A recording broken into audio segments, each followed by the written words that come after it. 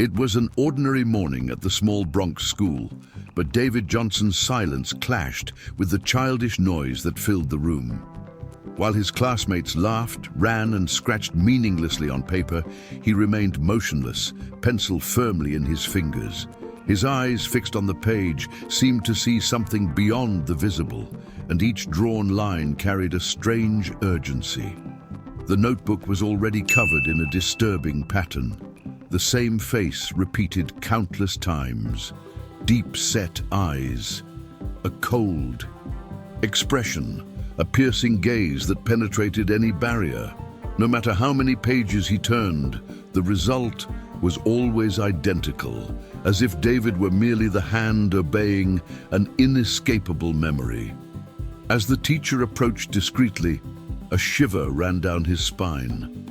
It didn't seem like a child's drawing, but a portrait fixed in his mind, as if it were of a real person.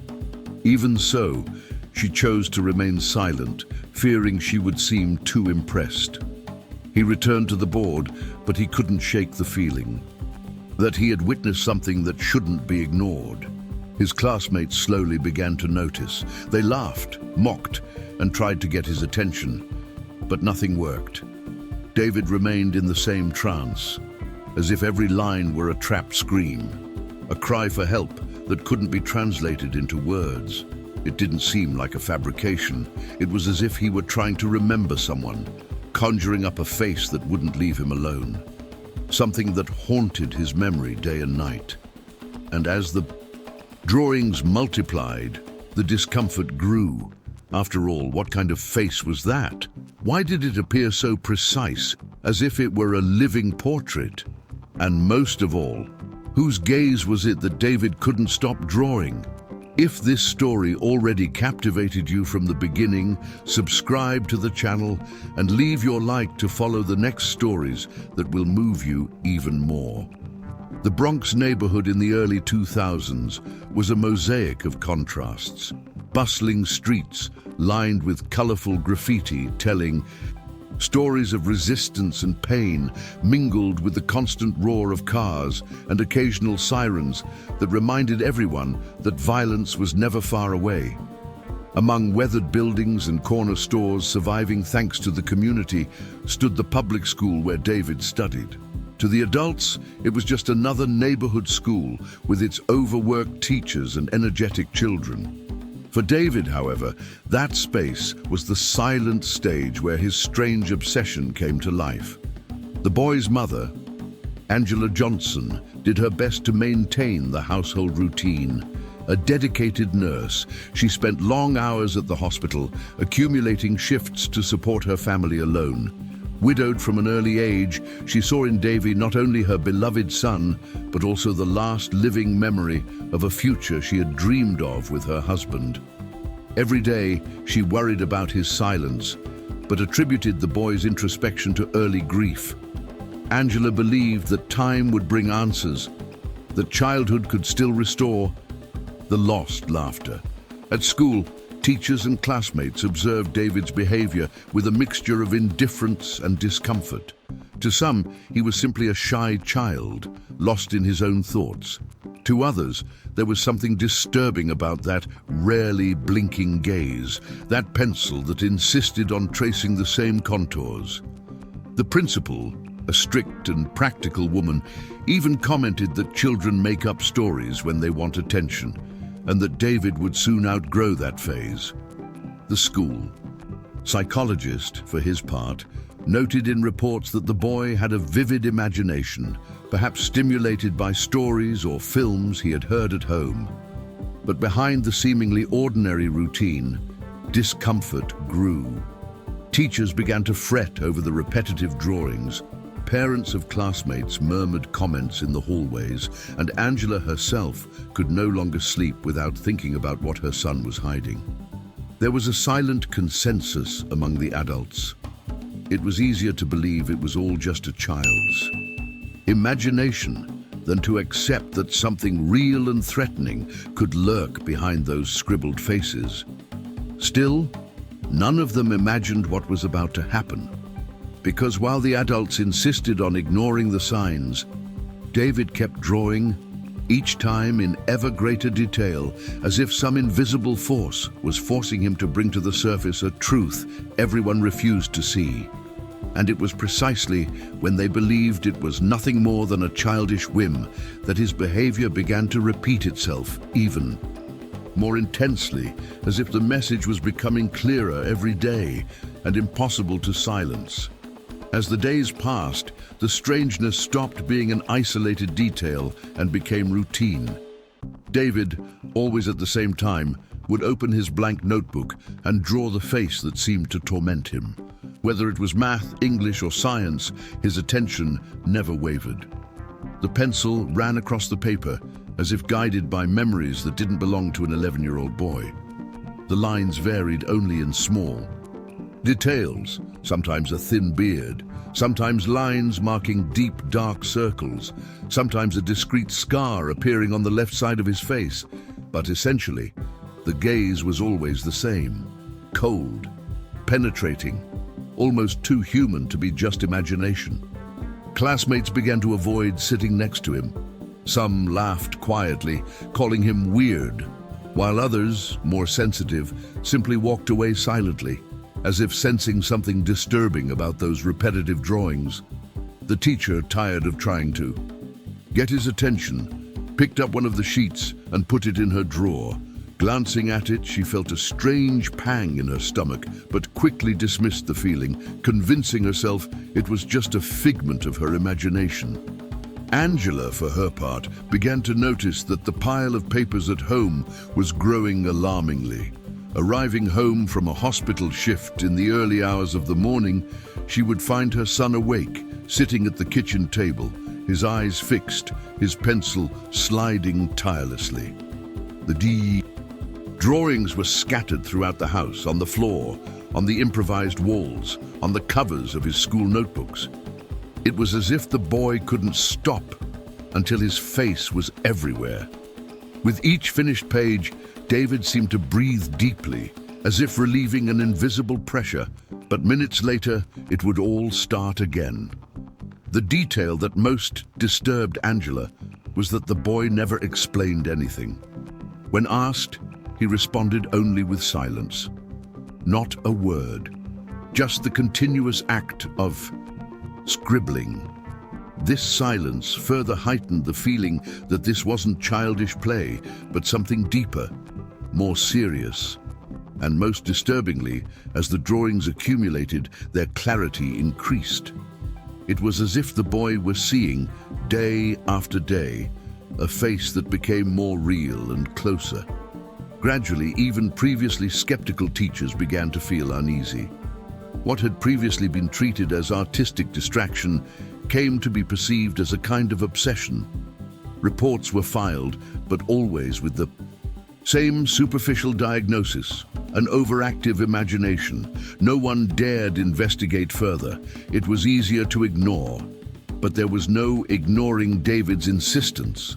There was no denying that behind those childish eyes, a truth was being silently drawn. A truth no one was ready to face, and it would be precisely this insistence, this unbreakable pattern of repetition, that would open the way for something even more disturbing. Concrete signs that the strangeness was not just on the paper, but also in the world around it. The weeks passed, and David's silence became more unsettling than any words he could utter. The nights were no longer peaceful. Angela began to hear screams coming from her son's room, always in the middle of the night. When she rushed to calm him, she found him sitting up in bed, eyes wide and breathing heavily, as if he had just escaped from something no one else could see. He mumbled disjointed phrases, but one of them repeated itself like a constant echo. "He's there." He's still there. At first, the mother thought it was just a common childhood nightmare. But she soon realized there was more to it. The attacks were accompanied by strange gestures. The boy would point to empty corners of the house, stare into the darkness of the hallway as if an invisible presence was standing before him. Angela tried to push the thought away, but the chill that ran down her spine each night couldn't be ignored. At school, the signs also intensified. Teachers reported that during class, David would suddenly stop drawing and stare at the classroom door, motionless, as if waiting for someone to enter. There were days when he refused to walk down certain hallways, stopping abruptly in front of the doors and turning back. The impression was that he knew something that others didn't, as if commonplaces held secrets no one could imagine. The atmosphere began to feel strange. A light flickered persistently in the room where David spent most of his time. Objects seemed to shift unexplained, and the air took on a heavy, metallic smell, noticed by staff and even students. The janitor swore the outlets were in order, that nothing could explain the power outages. Still, the phenomena only occurred when David was around. In the eyes of his neighbors, the transformation was even more visible. The previously shy boy now stopped in the middle of the street to watch strangers pass by. He stared, followed their steps for long seconds, and then returned to drawing in his mind, as if recording every detail in his mind and then transferring it to paper. Some residents began to whisper that the boy was different, that there was something strange in his eyes, something a child shouldn't have. Angela tried to convince herself it was all just a coincidence, but the persistent signs were eating away at her. She could no longer ignore them. The boy seemed trapped by a memory that didn't belong to him, as if he were witnessing something from the past without ever having been there. And while everyone around them still preferred to believe in simple explanations, one event was about to force the adults to look at the situation differently, because amid so many strange signs, David would do something impossible to ignore. Something so specific, so disturbing, that it would become the first spark in an investigation that would change everything. As the signs became increasingly disturbing, the school decided to contact the child psychologist who treated students with adjustment difficulties. The middle-aged man entered David's classroom on a gray afternoon, carrying his notebook and his usual practice smile. He sat next to the boy and tried to strike up a conversation about sports, movies, anything that might break the wall of silence. But David remained motionless, his eyes fixed on the paper, where his somber face was already beginning to appear once again. The psychologist persisted. He asked him to talk about the drawing, to explain who the man was. No response, just the gliding of the pencil, as if the outside world didn't exist. Irritated but still trying to maintain a professional demeanor, he gathered up some of the papers and examined them more closely. The lines didn't seem like those of a child improvising characters. There was precision, meticulous repetition of details, something that sounded too disturbing to be a work of imagination. In the report, however, he only noted possible escape into the imaginary world. Monitoring is recommended but not urgent. To him, this was simply a sign of loneliness, perhaps the absence of a father projected in strange images, nothing worthy of immediate concern. Angela, however, wasn't convinced by the simplistic speech. At home, she continued to find piles of identical sheets, hear the screams in the early morning, and feel the strange sensation of being watched. Every time she looked at the drawing, she felt as if the man's cold eyes were following her through the kitchen or down the hallway. It was around this time that a neighborhood police officer, a family friend, happened to leaf through one of David's notebooks.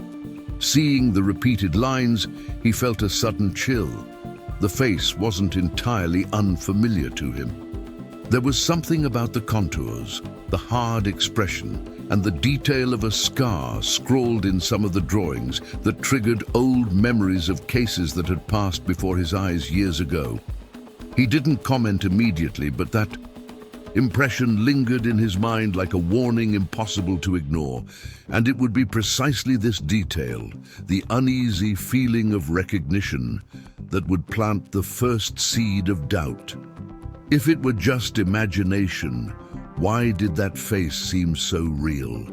Why did it provoke the strange feeling of déjà vu in those who looked at it? The answer would come soon, so clear and disturbing that it would make it impossible to continue treating it all as childish play. Because David's next drawing wouldn't be just another one. It would be the definitive sign that something dark was about to emerge. It was a rainy afternoon when Angela arrived home early from work. The atmosphere in the small apartment seemed heavier than usual.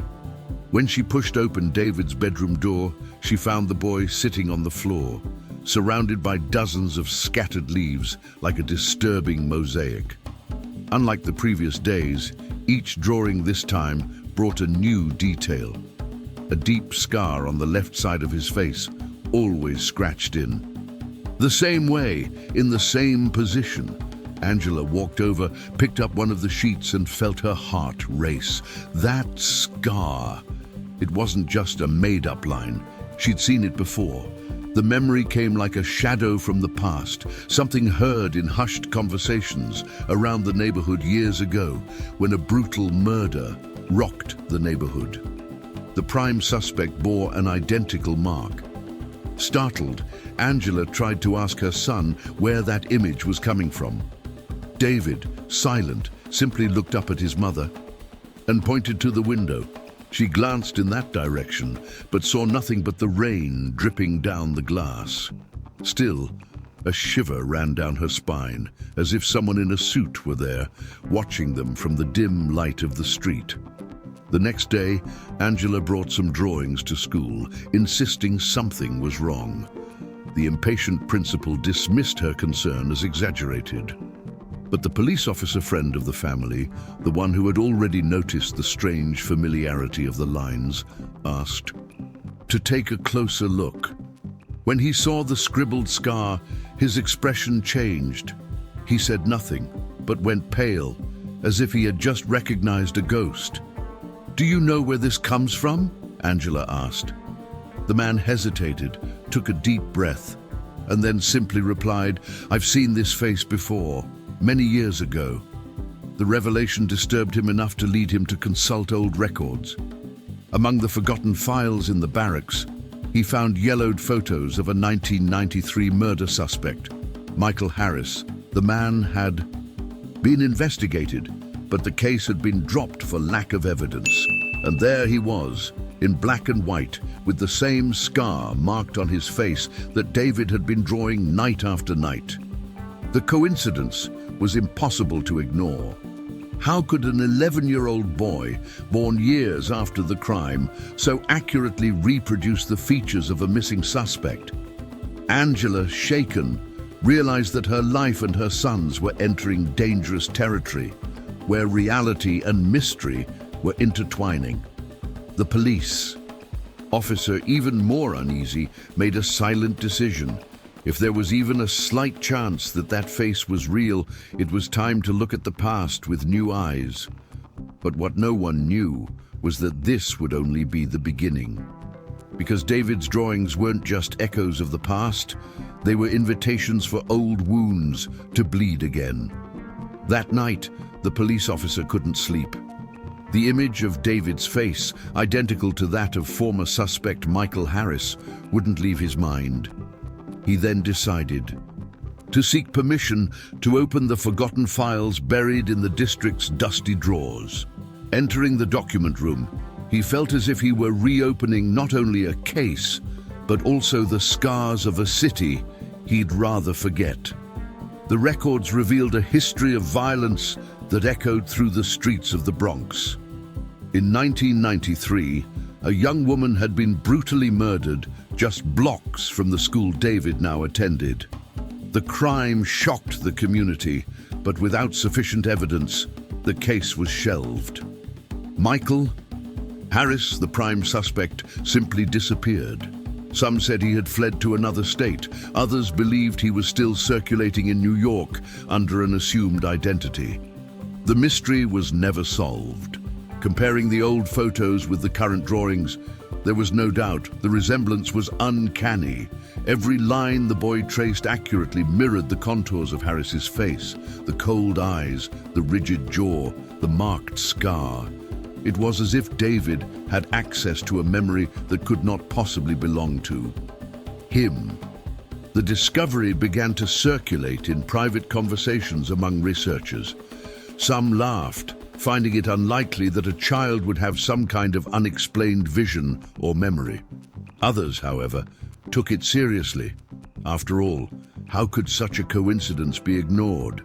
The insistence on details was impossible to dismiss. Angela was called to testify.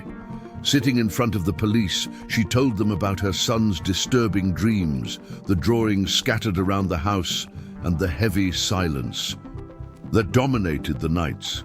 The investigators, now intrigued, asked to see more notebooks, and the more they saw, the more they realized the lines weren't random.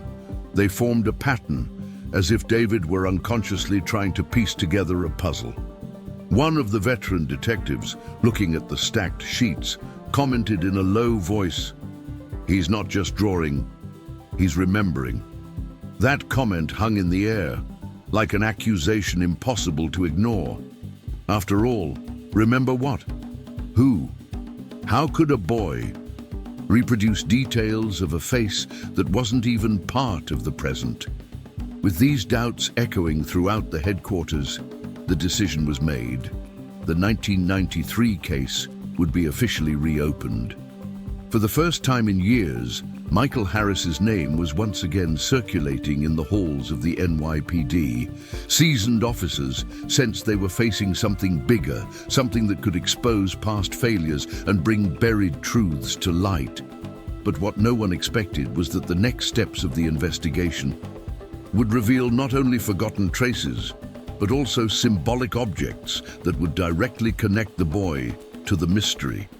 Objects that, when resurfaced, would become keys to open a door that should never have been closed. The detectives assigned to reopen the case began searching not only the district's dusty files, but also the warehouses where old evidence had been stored. Forgotten boxes, labeled with barely legible tags, were brought into the investigation room. Among the torn folders and incomplete reports were personal items collected at the time of the crime, items that had never received the attention they deserved. Amidst all this, a small box caught my eye. Inside was a cassette tape with a handwritten label, "Witness Interview, 1993. The recording was deteriorated, but it still worked. As he played it back on the old recorder, a woman's shaky voice echoed in the room. She reported seeing a man prowling the area on the night of the murder. The detail was the same as David had been sketching. "I remember he had a scar right here, near his left eye." The coincidence made the police officers look at each other in silence. It was impossible to ignore.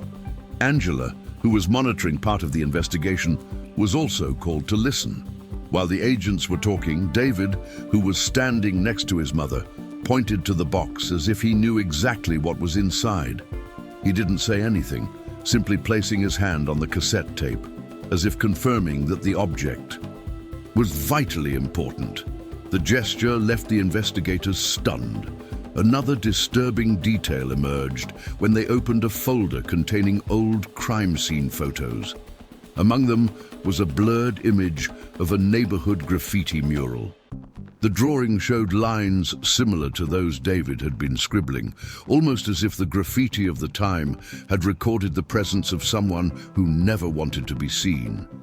The more they dug, the more the elements seemed to conspire to reinforce the connection between the boy and a crime that predated his birth.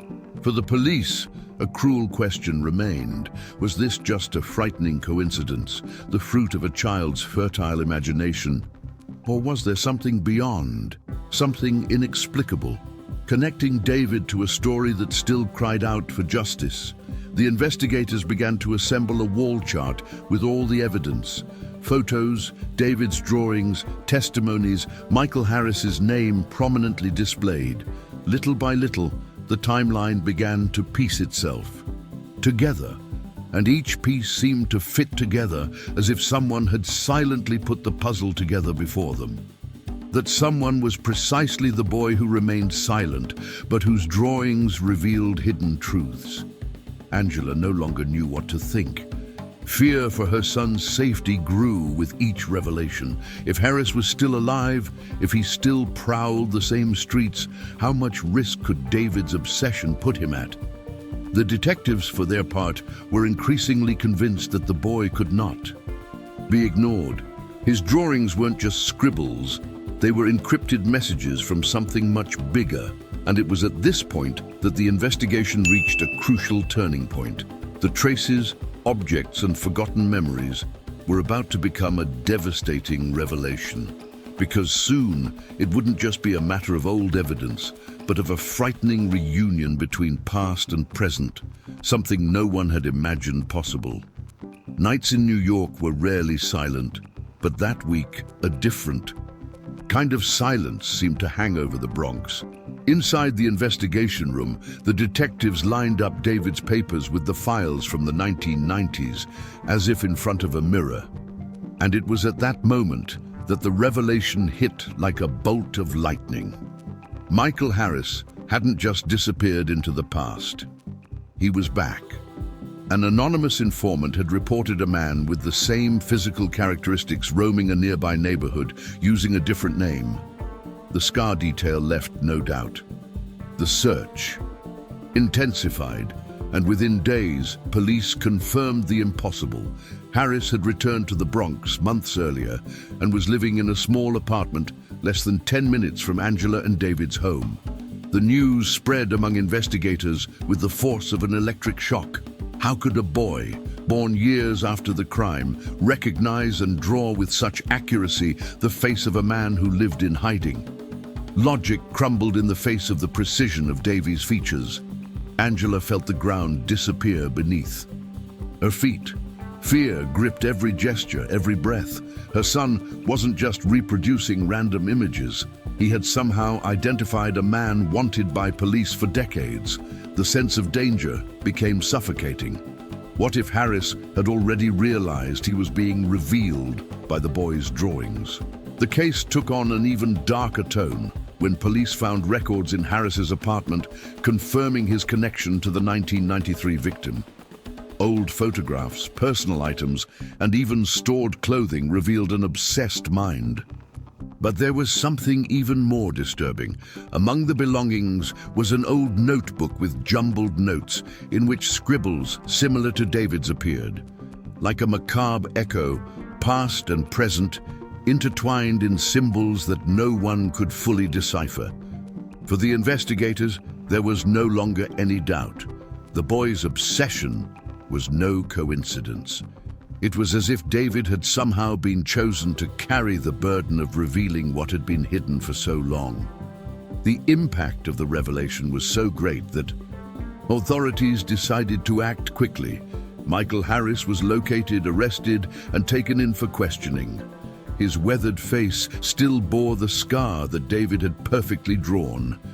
When placed before the investigators, Harris remained silent. The same charged silence David maintained in his drawings. It was as if they shared a secret language, impossible to translate into words. Angela, upon learning of the arrest, couldn't hold back her tears. She felt torn between relief and terror. Relief at seeing that the face that had tormented her son actually had an owner.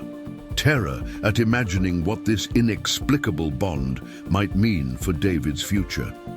But the question echoing in everyone's mind was even more disturbing. How did the boy know?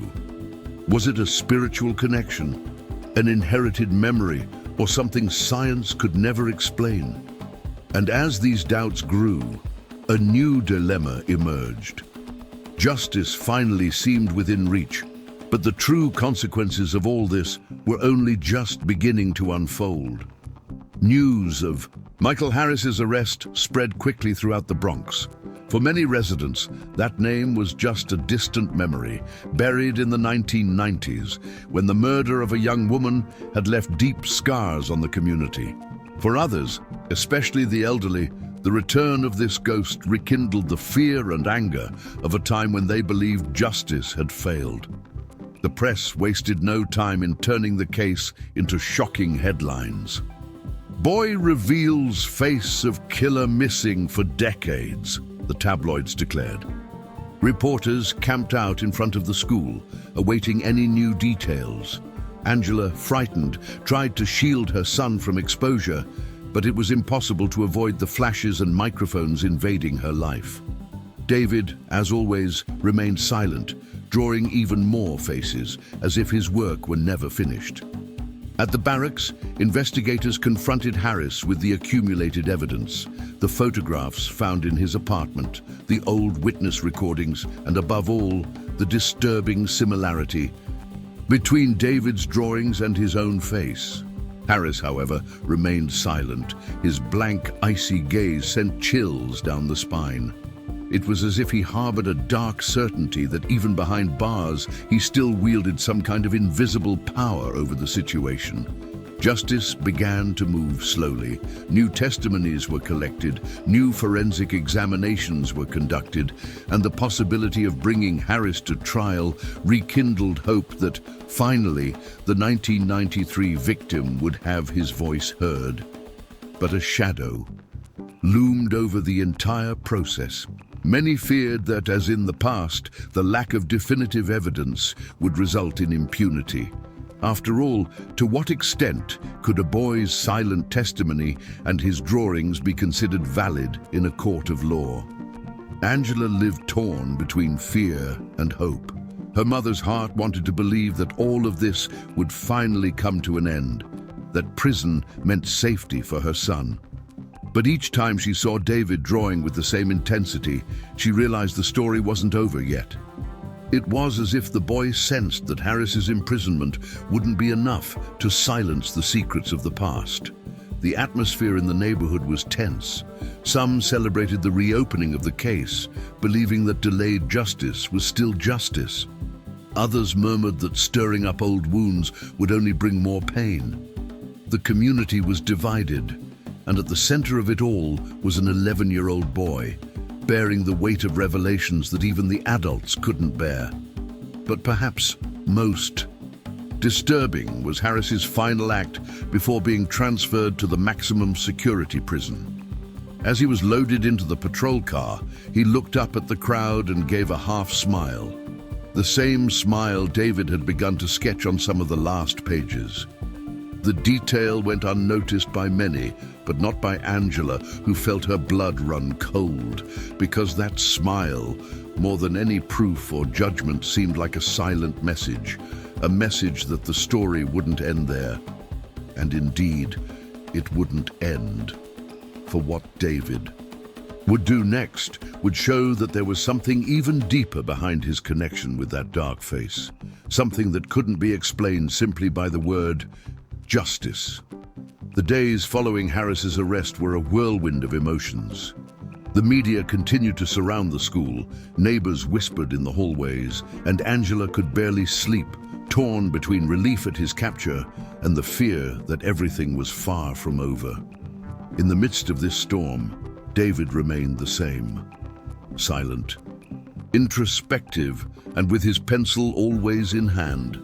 Late one night, Angela entered her son's room. She expected to find him asleep, but the scene before her made her breath catch. The floor was covered in leaves again, but for the first time in weeks, the recurring face had disappeared. In its place, something different appeared, a skyline. Soft lines represented buildings in the distance, and behind them, a shy sun rose, scattering rays of light across the paper. Angela knelt beside the boy, her eyes welling up. "What does this mean, son?" he murmured, though he knew the answer wouldn't come in words. David looked up, and for the first time in a long time, he smiled faintly, almost imperceptible, but enough to break the weight hanging over the house. At school, The teachers also noticed the change. The boy no longer spent his days obsessing over the same face. He continued to draw, but now they were different images. Trees, streets, ordinary everyday scenes. It was as if he had found a way to breathe again, freeing himself, albeit partially, from the silent prison in which he had been trapped. But there was something that made everyone uneasy. Amid the new images, a detail kept reappearing. Shadowed, discreet eyes, hidden in the corners of the papers. They were no longer the entire face, but fragments of it, as if David wanted to leave a mark that the story had not yet been completely erased. Angela, though thrilled by the change, couldn't shake the feeling that this new beginning was only skin deep. The sun he'd drawn might represent hope, but the eyes hidden at the edges of the leaves were uncomfortable reminders that the past continued to haunt them. One morning, while tidying her son's room, she found a closed notebook under the bed. Inside, a single drawn page, the same face as always, but this time accompanied by a different figure. Two faces, side by side. The first, already familiar, with the scar. The second, younger, with features still undefined. Angela felt her stomach churn. It was as if David was trying to tell her that the cycle wasn't over, that there was more to be revealed. His silence remained the most disturbing part. No words, no screams, just drawings that spoke for themselves. And the more Angela tried to interpret, the more she realized the mystery might be much bigger than any investigation could grasp. The boy seemed to carry a burden that couldn't be explained by logic or science. He had pointed to the past and helped reopen a case everyone believed was dead. But the feeling was that there were still closed doors, hidden secrets that only he could see. And it would be precisely this ambiguity, the mixture between relief and the premonition of new horrors, that would leave the inevitable doubt in the air. Was the story really over, or was this just the beginning of something even darker? The case had been reopened, a man had been arrested, and the city seemed to breathe a sigh of relief. But Davy's silence remained fraught with mystery. No matter how many headlines appeared, how many reporters tried to extract explanations, nothing could convey the boy's expression. It was as if he knew the world wasn't yet ready to hear the whole truth. His drawings had exposed an old wound, but they also made it clear that there were secrets that could never be completely erased. Inside her room, the most recent notebook remained on her desk. Angela hesitantly flipped through the pages and noticed that, amidst the ordinary, everyday images, small fragments of the face reappeared. Not the entire face, but fragments, a shadowy eye, a set jaw, a barely concealed scar. It was as if David were leaving cryptic messages, reminding her that Harris's arrest didn't mean the end, but merely the closing of a chapter. The real mystery, perhaps, was just beginning. The weight of this realization permeated every corner of the narrative. It was impossible to escape the feeling that something larger, something intangible, connected this boy to the neighborhood's dark past. And for every question that seemed to have been answered, new ones arose, more disturbing and darker. The story wasn't just about a crime or justice. It was about the silent voice of a child, capable of revealing what adults chose to ignore. As everyone prepared to move on, the last page of the notebook bore David's final signature. Just a single scrawled sentence in crooked letters, but legible enough to chill the heart of anyone who read it. He never saw the killer, but the truth was drawing him. This sentence, more powerful than any testimony, echoed like a warning. It was a reminder that the darkest secrets don't disappear with arrests or trials. They remain alive in the memories of those who have the courage to face them. And David, even without words, had become the bearer of a truth that no one dared to confront until it was too late. And this is where the story leaves us with a disturbing reflection. How many Other children's voices are silenced every day. How many signs are ignored because we prefer to believe in logic rather than see the invisible? Perhaps behind every silence there is a hidden warning. Perhaps behind every fixed gaze there is a truth ready to be revealed. If you've made it this far, it's because you've also been touched by this mystery. So don't forget to subscribe to the channel, activate the bell, and share this video. Together, we'll continue revealing stories that many try to hide, but which always find a way to surface. After all, it's in the silence of children and the shadows of the past that the deepest truth often cries out.